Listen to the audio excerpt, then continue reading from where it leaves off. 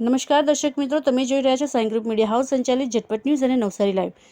નવસારી જિલ્લામાં કાયદો અને વ્યવસ્થાને વધુ સુદૃઢ બનાવવા અને મિલકત સંબંધી ગુનાઓ અટકાવવાની દિશામાં નવસારી લોકલ ક્રાઇમ બ્રાન્ચે એક મોટી સફળતા હાંસલ કરી છે. જલાલપુર વિસ્તારમાં થયેલી લાખો રૂપિયાની સનસનાટીભરી ઘરફોડ ચોરીનો ભેદ ઉકેલીને પોલીસે આંતરરાજ્ય કક્ષાએ રીઠા ગુનેગારો તરીકે ઓળખાતી કુખ્યાત ચડ્ડી બનિયાનધારી ગેંગના 3 સાગરીતોને દબોચી લીધા છે. પોલીસે આરોપીઓ પાસેથી સોના ચાંદીના દાગીના, રોકડ રકમ અને હથિયારો સહિત કુલ 21,21,000નો મુદ્દામાલ રિકવર કર્યો છે. આ ચકચારી ઘટનાની વિગત એવી છે કે ગત તારીખ 16 જૂનથી 17 જૂન દરમિયાન જલાલપુરના નિસર્ગ વિલા બંગલોઝ ખાતે રહેતા વિપુલભાઈ ભક્તાના બંધ ઘરને તસ્કરોએ નિશાન બનાવ્યું હતું. રાત્રિના અંધકારનો લાભ ઉઠાવીને અજાણ્યા ચોરો મકાનના મુખ્ય દરવાજાનું તાળું તોડી અંદર પ્રવેશ્યા હતા અને તિજોરીમાંથી અંદાજે 7 લાખની મતાની ચોરી કરી રફુચક્કર થઈ ગયા હતા. ઘટનાની ગંભીરતાને ધ્યાને રાખી નવસારી જિલ્લા પોલીસ અધિક્ષક સુશીલ અગ્રવાલની સૂચનાથી એલસીબીના પીઆઈ વિજય જાડેજા અને તેમની ટીમે તપાસનો ધમધમાટ શરૂ કર્યો હતો. સીસીટીવી ફૂટેજ અને હ્યુમન ઇન્ટેલિજન્સના આધારે પોલીસને એક સચોટ બાતમી મળી હતી કે આ ગેંગના સભ્યો એરો રોડ પર નહેર પાસે ઊભા છે. એલસીબીની ટીમે તાત્કાલિક દરોડા પાડીને દાહોદ જિલ્લાના લીમખેડા તાલુકાના ચિલકોટા ગામના 3 આરોપીઓ ઈશ્વર ઉર્ફે જોરસિંહ રાઠોડ, રમસુ ઉર્ફે રમતુ ભુરિયા અને નરેશ ઉર્ફે નરિયો આમલિયારને રંગે હાથ ઝડપી લીધા હતા. આ અંગે ડીવાયએસપી એસકે રાય શું કહે છે, સાંભળીએ.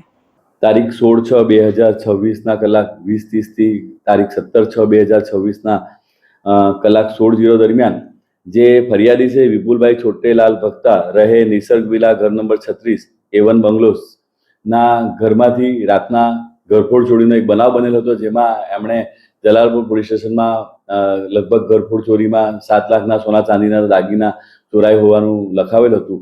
જે બાબતે નવસારી જિલ્લાના એલસીબીના પોલીસ ઇન્સ્પેક્ટર વિજય જાડેજા ગઢવી સાહેબ અને તેમની ટીમે સ્થળ વિઝિટ કરીને એમને સીસીટીવી તેમજ પોતાના હ્યુમન ઇન્ટેલિજન્સ અને બાતમીદારો રોકીને ટેકનિકલ સર્વેલન્સના આધારે જુદા જુદા સીસીટીવીના આધારે એમને ખબર પડેલ કે એરુ અવધ ક્વીન્સ બરીની સામે આવેલ નહેર પાસેથી 3 ઈસમો જે ચંડી બંજાનધારીના અગાઉના ગુનામાં પણ પકડાયેલા છે, તે લોકો ત્યાં આ મુદ્દામાલ સાથે હોવાનું એમને ખબર પડતા તેઓએ તાત્કાલિક પોતાની ટીમ સાથે ત્યાં એમને પકડી પાડી. એમાં આરોપીઓ ઈશ્વર જોરસિંહ મંડોળ, ધંધો મજૂરી કામ અને રહે ચિલકોટા ગામ, તાલુકો લીમડા, જિલ્લો દાહોદ, અને બીજા આરોપી છે રમસુ ઉર્ફે રમતુ બાબુભાઈ માનસિંહભાઈ ભુરિયા, અને ત્રીજા આરોપી છે નરેશ ઉર્ફે નરિયો કાળુભાઈ ભરસાભાઈ આમલિયાર, એ પણ ચિલાકોટા ગામના છે. બધા લીમખાડા અને જિલ્લો દાહોદના 3 આરોપીઓ છે.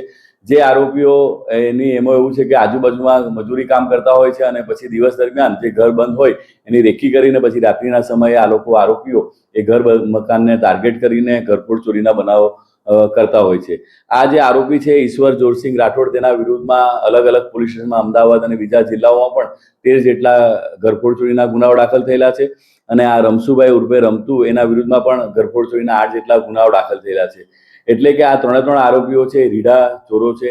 આ નવસારી એલસીબીની ટીમે અનડિટેક ગુનાને ખૂબ હિંમતથી અને સીસીટીવીના આધારે ખૂબ મહેનત કરીને આ ચોરી જે અનડિટેક હતી એને ડિટેક્ટ કરેલ છે અને એમાં મુદ્દામાલ તરીકે 21,21,000 રૂપિયા જેટલાનો મુદ્દામાલ કબજે કરવામાં આવેલ છે. પોલીસ પૂછપરછમાં સામે આવ્યું છે કે આ ટોળકી અંતન સાથી છે. મુખ્ય સાગરીત ઈશ્વર રાઠોડ વિરુદ્ધ અમદાવાદ સહિત રાજ્યના વિવિધ જિલ્લાઓમાં અગાઉ ઘરફોડ ચોરીના 13 જેટલા અને રમસુ ભુરિયા વિરુદ્ધ 8 જેટલા ગુનાઓ નોંધાઈ ચૂક્યા છે. આ ગેંગના સભ્યો દિવસ દરમિયાન મજૂરી કામ મેળવવાના બહાને રેકી કરતા હતા અને બંધ મકાનો શોધી રાખતા હતા. ત્યારબાદ રાત્રિના સમયે માત્ર ચડ્ડી બનિયાન પહેરીને ચોરીને અંજામ આપતા હતા, જેથી તેમને પકડવા કે ઓળખવા મુશ્કેલ બને. હાલ પોલીસે સોના ચાંદીના ઘરેણાં, રોકડ, હથિયારો અને મોબાઈલ મળી કુલ 21,21,000નો મુદ્દા માલ કબજે કરી તમામ આરોપીઓને રિમાન્ડ પર લેવાની તજવીજ હાથ ધરી છે. ન્યૂઝ બુલેટિનમાં અત્યાર માટે બસ આટલું જ.